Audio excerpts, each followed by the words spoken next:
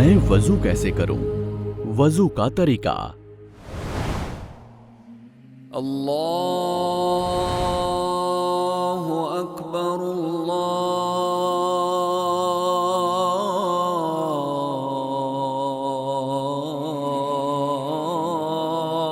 अकबर अल्लाहु अकबर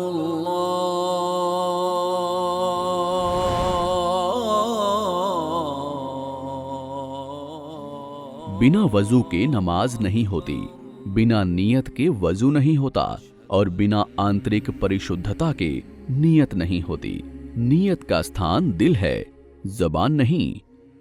फिर हो सके तो मुंह की सफाई के लिए मिसवाक का प्रयोग करेंगे। बिस्मिल्लाह। वजू के आरंभ में बिस्मिल्लाह पढ़ना है। हम अल्लाह का नाम लेकर ही वजू शुरू करेंगे।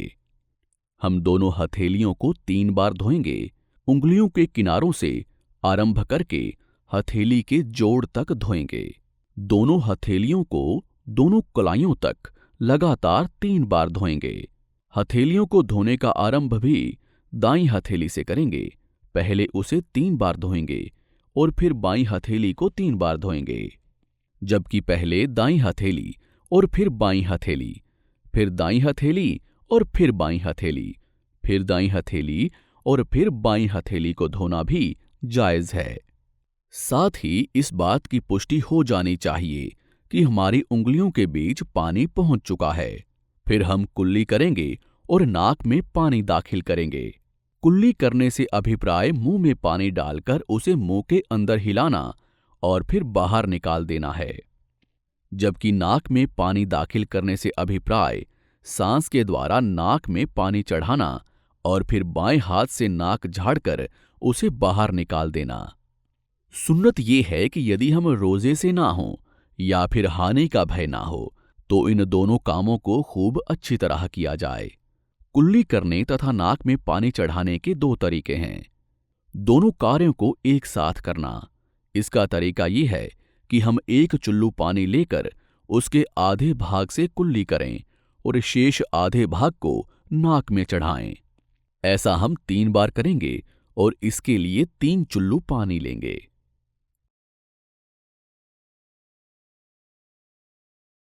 कुल्ली तथा नाक में पानी डालने के लिए अलग अलग पानी लेना। इसका तरीका यह है कि हम एक चुल्लू पानी लेकर उसे अपने मुंह में डालें, मुंह के अंदर उसे हिलाएं और फिर फेंक दें। फिर दूसरा चुल्लू लेकर नाक में पानी डालें और बाएं हाथ से नाक झाड़ें। कुल्ली तथा नाक झाड़ने के बाद चेहरे को धोया जाएगा। चेहरे की सीमा लंबाई में सर के बाल उगने के नियमित स्थान से ठुड्डी के अंतिम भाग तक तथा चौड़ाई में एक कान से दूसरे कान तक है। चेहरे को धोते समय उसके सारे बालों जैसे हल्की दाढ़ी के बालों, मूंछों, दोनों भौं और पलकों के बालों तथा निचले होंठ के नीचे उगे हुए बालों को धोना वाजिब है।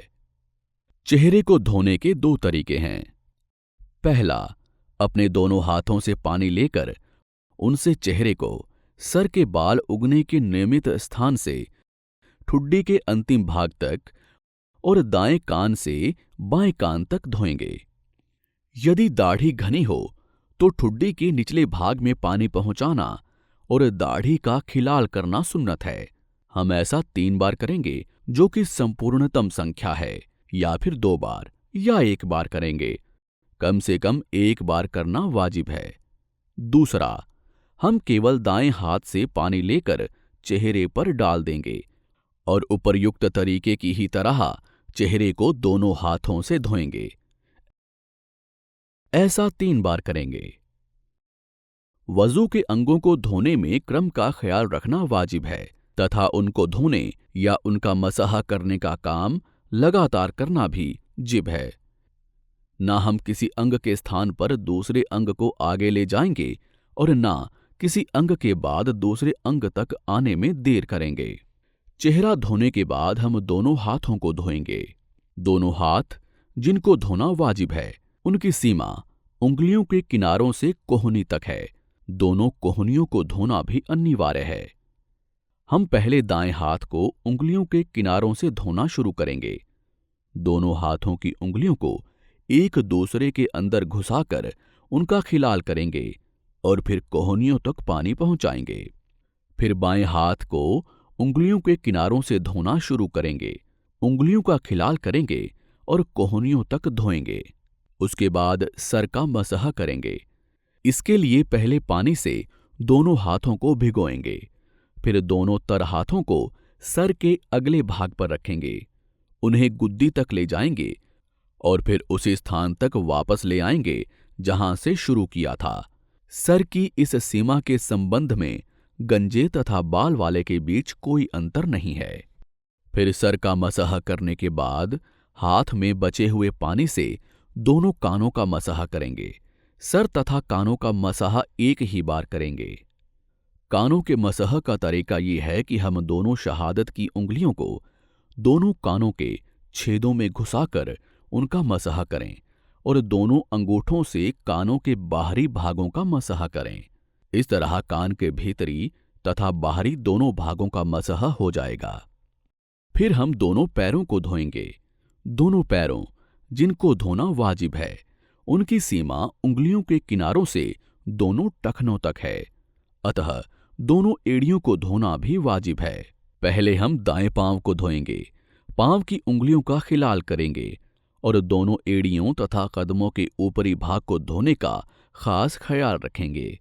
फिर दाएं पांव की तरह ही बाएं पांव को धोएंगे और उंगलियों का खिलाल करने तथा संपूर्ण तरीके से एड़ियों के धोने और दोनों टखनों तथा पानी के पहुंचने पर खास ध्यान देंगे। अशहदु अन ला इलाहा इल्लल्लाह वहदहु ला शरीका लह व अशहदु अन्न मुहम्मदन अब्दुहु व रसूलुहु।